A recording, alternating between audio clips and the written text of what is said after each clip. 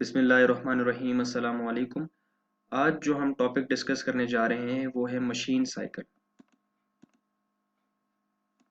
What is a machine cycle? Machine cycle को processor cycle या instruction cycle भी कहा जाता है। ये एक बेसिक ऑपरेशन है जो सीपीयू इंस्ट्रक्शन की एग्जीक्यूशन के लिए परफॉर्म करता है। Each time CPU executes an instruction it takes a series of steps. The complete series of steps is machine cycle. तो वो सीरीज ऑफ स्टेप्स कौन कौन से हैं? Number one, fetching. Number two, decode. फिर एग्जीक्यूट इंस्ट्रक्शन और आखिर में इंस्ट्रक्शन के ऊपर एग्जीक्यूशन के बाद जो रिजल्ट्स जनरेट हुए हैं उनको रैम के अंदर स्टोर करना। So these are the four key steps of processor cycle.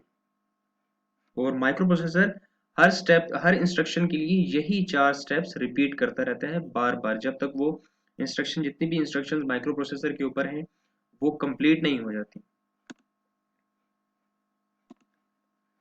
Her instruction के लिए चार बेसिक ऑपरेशंस जो अभी हमने बात की। इन बेसिक ऑपरेशंस में instruction fetching, instruction decoding, execute instruction और storing the results in the RAM शामिल हैं। A machine cycle consists of the steps that a computer's processor execute whenever it receives a machine language instruction.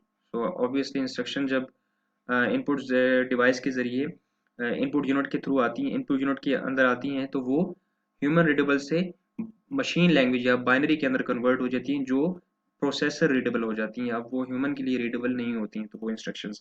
It is the most basic CPU operation and modern CPUs are able to perform millions of machine cycles per second. अब कुछ computers में microprocessor next instruction को execute करने से पहले एक machine cycle complete कर लेता है, लेकिन अब जो मॉडर्न कंप्यूटर्स आ रहे हैं इनमें एक वक्त में मल्टीपल मशीन साइकिल्स कंप्लीट हो रहे होते हैं। तो वो स्टेप्स कौन कौन से हैं इंस्ट्रक्शन एग्जीक्यूशन के लिए? Number one, fetch, decode, execute and store. Machine cycle के स्टेप्स बार बार हम पढ़ रहे हैं। Number one, fetch, decode instruction, execute instruction और रिजल्ट्स स्टोरिंग। सबसे पहला जो स्टेप है वो इंस्ट्रक्शन फेच है। फेच में क्या होता है, माइक्रो प्रोसेसर रैम से, ये आपकी जो मेन मेमोरी है उसमें से इंस्ट्रक्शन को फेच करता है। सेकंड फेज के अंदर डिकोड करता है। डिकोड का मतलब ये है कि माइक्रो प्रोसेसर ये एनालाइज कर रहा होता है कि इंस्ट्रक्शन के अंदर रिक्वायरमेंट क्या है। फिर वो एग्जीक्यूशन के लिए एएलयू के पास भेज दी जाती है instruction. ALU is the part of micro processor, और फिर जो कैलकुलेशन परफॉर्म करता है, और फिर जो रिजल्ट्स इंस्ट्रक्शन के ऊपर जनरेट होते हैं वो फिर रैम के अंदर स्टोर कर दिए जाते हैं।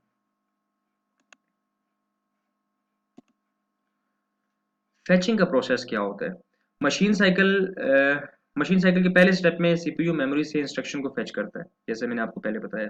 प्रोसेसर प्रोग्राम काउंटर की वैल्यू को रीड करता है। प्रोग्राम काउंटर एक ऐसा रजिस्टर होता है जिसमें नेक्स्ट इंस्ट्रक्शन का जो मेमोरी एड्रेस है वो उसकी वैल्यू पड़ी हुई होती है प्रोग्राम काउंटर के अंदर। Instruction fetch is a process of getting instruction from the memory to execute it. This process is perform by CU. CU का मतलब क्या होता है? Control unit. अब माइक्रो प्रोसेसर के दो पार्ट्स होते हैं, एक कंट्रोल यूनिट और दूसरा arithmetic logic unit. Arithmetic logic unit में कैलकुलेशंस परफॉर्म होती हैं, और कंट्रोल यूनिट बेसिकली पूरे कंप्यूटर की जो वर्किंग है उसको कंट्रोल कर रहा होता है। ये सुपरवाइजर की तरह का काम कर रहा होता है। और जो एड्रेस होता है उसकी जो इंस्ट्रक्शंस होती हैं वो कॉपी होकर इंस्ट्रक्शन रजिस्टर में आ जाती हैं। डिकोड इंस्ट्रक्शन, अब इसमें क्या होता है? डिकोड में इंस्ट्रक्शन की टाइप को आइडेंटिफाई किया जाता है। जैसे मैंने आपको पहले बताया था, सीपीयू ये समझ रहा होता है कि इंस्ट्रक्शन के अंदर रिक्वायरमेंट किस तरह की है, क्या रिक्वायरमेंट मांगी गई है इंस्ट्रक्शन के अंदर।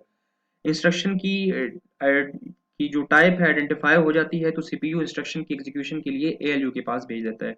The control unit decodes the instruction. ठीक है।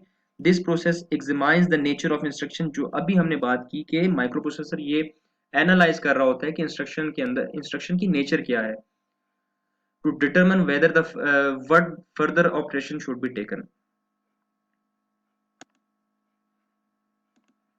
एग्जीक्यूट इंस्ट्रक्शन का स्टेप। एग्जीक्यूट के स्टेप में इंस्ट्रक्शन में जो भी रिक्वायर्ड होता है सीपीयू उसके अकॉर्डिंग काम करता है, जो एएलयू में परफॉर्म होता है। After decoding the instruction and getting the required data, CPU finally executes the instruction. The instruction is the instruction is executed by ALU, जो माइक्रो प्रोसेसर का पार्ट है, अरिथमेटिक लॉजिक यूनिट।